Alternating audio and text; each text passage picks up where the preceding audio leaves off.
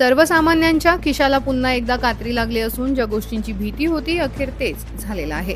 देशभरात आजपासून पेट्रोल आणि डिझेलच्या किमतीत प्रति लिटर तब्बल 3 रुपयांची मोठी वाढ करण्यात आली आहे। पश्चिम आशियातील युद्धाचे संकट आणि आंतरराष्ट्रीय बाजारात कच्च्या तेलाचा भडका उडाल्यानं तेल कंपन्यांनी हा मोठा निर्णय घेतलाय।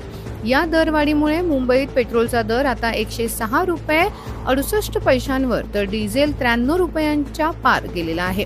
आधी अमूल आणि मदर डेअरीच्या दुधाचे दर वाढले, त्यानंतर सीएनजी महागला आणि आता थेट पेट्रोल डिझेलचा भडका उडालाय। गेल्या 48 तासात सर्वसामान्यांना लागलेला हा महागाईचा तिसरा मोठा फटका आहे। इंधन महागल्यामुळे आता वाहतूक खर्च वाढणार आणि भाजीपाल्यापासून ते दैनंदिन वस्तूपर्यंत सगळंच महाग होणार हे स्पष्ट झालंय। सरकारच्या या निर्णयावर तुमची काय प्रतिक्रिया आहे कमेंटमध्ये नक्की सांगा। परिवर्तन न्यूज, आवाज जनतेचा।